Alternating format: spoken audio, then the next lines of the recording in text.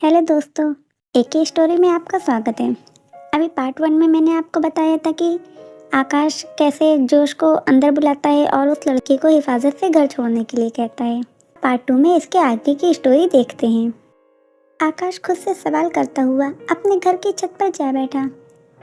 गहरी काली रात और चारों तरफ फैला सन्नाटा उसे उसके अकेले होने का एहसास आज कुछ ज़्यादा ही करवा रहे थे।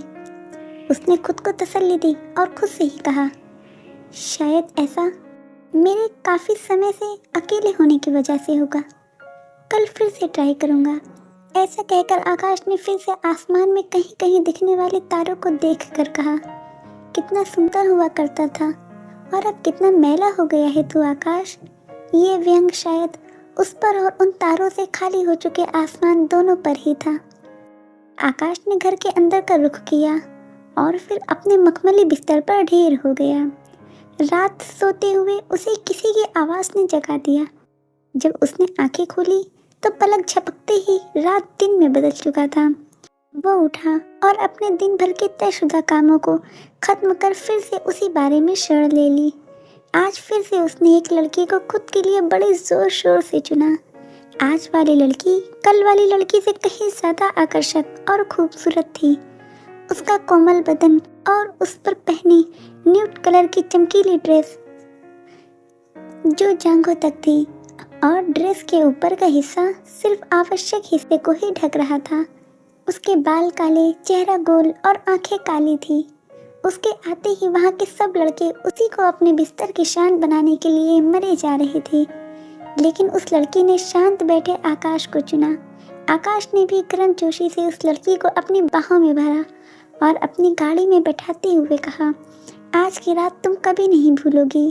इस पर वो लड़की हंसने लगी और जवाब देते हुए बोली, और शायद तुम भी नहीं, क्योंकि किंजल किसी को यूं ही नहीं चुन लेती। फिर वो दोनों आकाश के घर पर आ गए।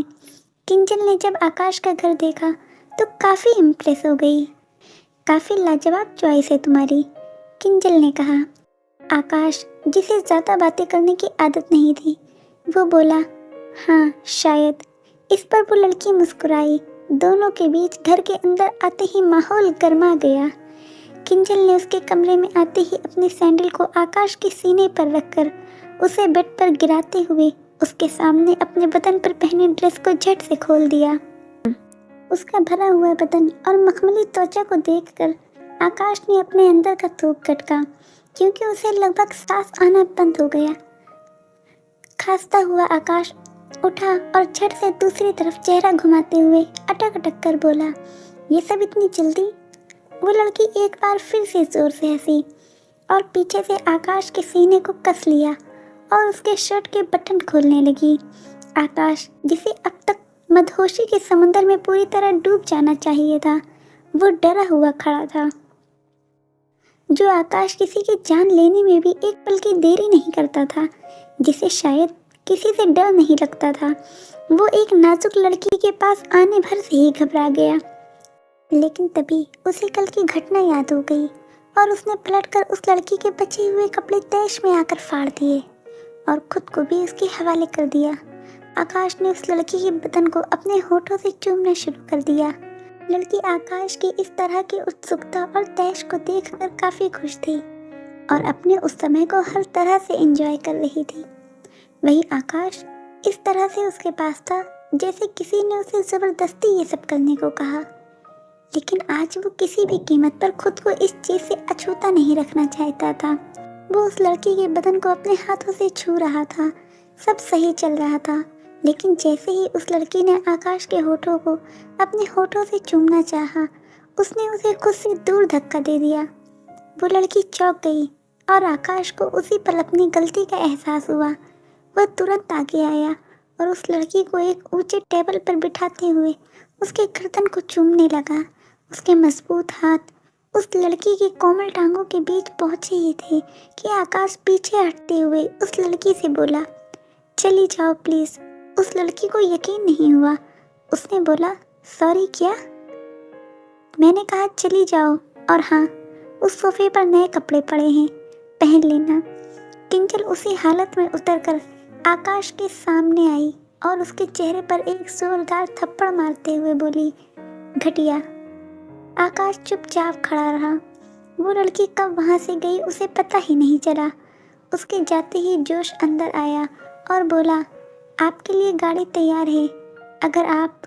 इस पर आकाश ने इशारे से हाथ हिलाकर मना कर दिया। आकाश ने उसके जाते ही अपना गुस्सा अपने कमरे की चीज़ों पर उन्हें फेंक कर और गिरा कर निकाला। उसने खुद को फिर से दोष दिया। शीशे के सामने आकर आकाश खुद से बोला, अगर मैं उस जैसी खूबसूरत लड़की को भी नहीं छू सकता तो मुझ में ही कोई कमी है। वो इस सोच में पागल हुआ जा रहा था।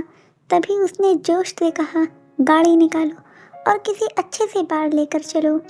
आकाश तैयार हुआ और फिर से निकल पड़ा, शायद अपनी कमी ढूंढने या फिर एक और बार खुद को तसल्ली देने। एक और लड़की और एक और नाकामयाबी।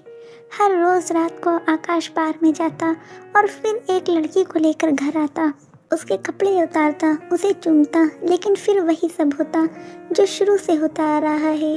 न जाने अब तक आकाश ने इस एक महीने में कितने थप्पड़ खा लिए उन सभी लड़कियों से। अब तो उसे उस बार में जाने पर भी शर्म आने लगी। एक रात जब आकाश सोच में पड़ा था तो जोश ने कहा, मालिक, अगर आप कहो तो एक बार दिल्ली से बाहर गुड़गांव में है, वहाँ चले। वो बार यहाँ के बार के मुकाबले कम भीड़ वाला है। आकाश ने हाँ कहा और फिर से तैयार होकर निकले। 1 घंटे के बाद वो दोनों बार के अंदर थे। आज आकाश ने किसी लड़की को नहीं देखा।